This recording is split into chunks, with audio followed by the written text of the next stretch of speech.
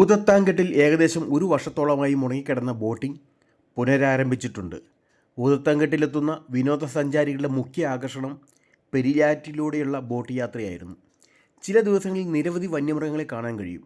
മ്ലാവ്, കുരങ്ങ്, ചേരക്കോഴി, വിവിധ ജലപക്ഷികൾ, ദേശാടന കിളികൾ ഉൾപ്പെടെയുള്ള പക്ഷികൾ എന്നിവയെ ഇന്നത്തെ സവാരിയിൽ കാണാൻ പറ്റി. ആൻ്റണി ജോൺ MLAയും വിവിധ ജനപ്രതിനിധികളും ഇന്നത്തെ യാത്രയിൽ പങ്കാളികളായി. യാത്രയെ എല്ലാവരും അഭിനന്ദിച്ചു. നമുക്ക് യാത്രയൊന്ന് കണ്ടു നോക്കാം.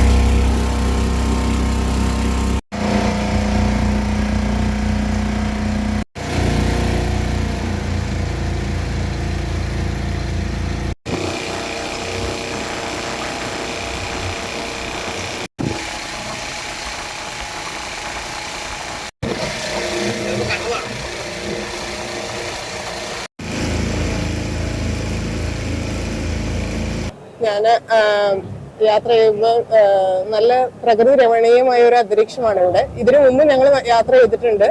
ഇവിടെ വന്യമൃഗങ്ങൾ, മ്ലാവ്, നേരത്തെ ആനേനെയൊക്കെ ഞങ്ങൾ വരുമ്പോൾ കണ്ടിട്ടുണ്ട്. പിന്നെ മലകളൊക്കെ ഭയങ്കര ഭംഗിയാണ് ഇവിടെ. ഭയങ്കര അന്തരീക്ഷം ഭയങ്കര ക്ലീനാണ്. നല്ല യാത്രയാണ്.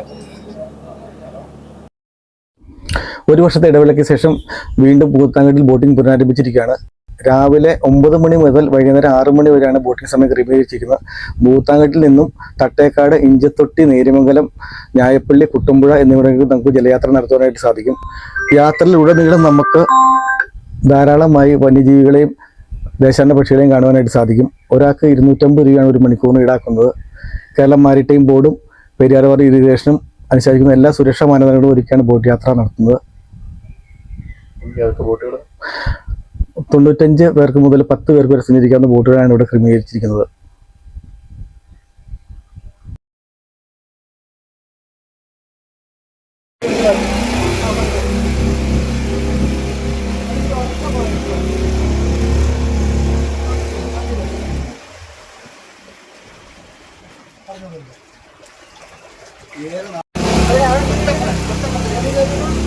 ചേരക്കോഴി,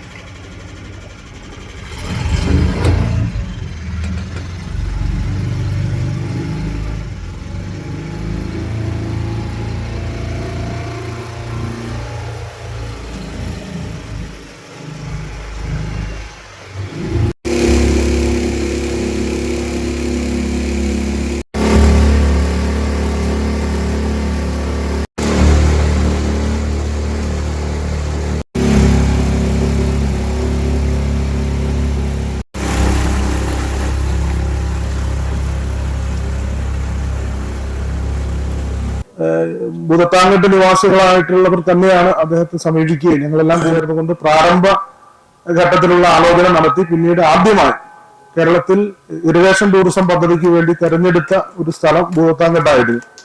അങ്ങനെ ഇറിഗേഷൻ ടൂറിസം പദ്ധതി നടപ്പാക്കാൻ തീരുമാനിക്കുമ്പോഴും ഇവിടെ വർഷങ്ങളായി ബോട്ട് സർവീസ് നടത്തിയിരുന്ന ഇവിടുത്തെ നമ്മുടെ നാട്ടുകാരായിട്ടുള്ളവരുടെ ആ ബോട്ട് സർവീസും അതിന്റെ ഭാഗമായി തുടർന്ന് അതിനോടൊപ്പം ചേർന്ന് നടത്തണം എന്നുള്ള ആവശ്യം MLA എന്നുള്ള നിലയിൽ നിയമസഭയ്ക്കകത്തും പുറത്തുമൊക്കെ നിരവധി പ്രാവശ്യം ഞാൻ ഉന്നയിച്ചിരുന്നു.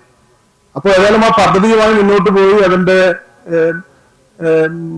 ടെൻഡർ നടപടികൾ പൂർത്തീകരിച്ചു, എഗ്രിമെന്റ് വെച്ച് സൈറ്റ് ഹാൻഡ് ഓവർ ചെയ്ത് ആ കാര്യങ്ങൾ മുന്നോട്ട് പോകുന്ന വേളയിലാണ് ചിലർ കോടതിയെ സമീപിച്ചു. അങ്ങനെ കോടതിയെ സമീപിക്കുന്ന ഘട്ടത്തിൽ പിന്നീട് അനന്തമായത് നീണ്ടുപോയി.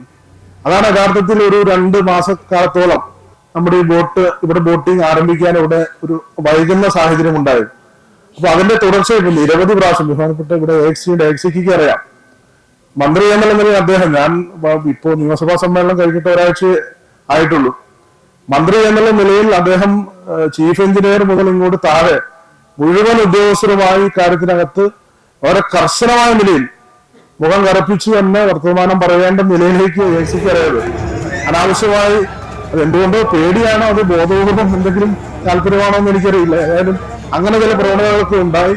അപ്പൊ MLA എന്നുള്ള നിലയിൽ ഞാനും വളരെ കർശനമായ നിലപാട് സ്വീകരിച്ചു. എന്തു വന്നാലും ഇവിടെ ഇത് പുനരാരംഭിക്കാൻ കഴിയണം. കോടതി ഇടപെടലും കേസ് തീർപ്പാകുമ്പോൾ നമുക്ക് നോക്കാം.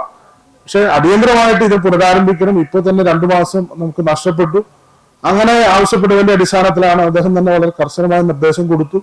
അതിന്റെ തുടർച്ചയിൽ ഇവിടെ നമ്മുടെ പ്രിയപ്പെട്ട സുഹൃത്തുക്കളോട് അതിന്റെ രേഖകളും മറ്റാവശ്യമായ അനുബന്ധ രേഖകളും ഒക്കെ സമർപ്പിച്ച് അപേക്ഷ കൊടുക്കാൻ ആവശ്യപ്പെടുകയും അങ്ങനെയാണ് ഇപ്പോൾ 7 ബോട്ടിന്റെ ഒരു അനുമതി നമുക്കിവിടെ ലഭിച്ചിട്ടുള്ളത്.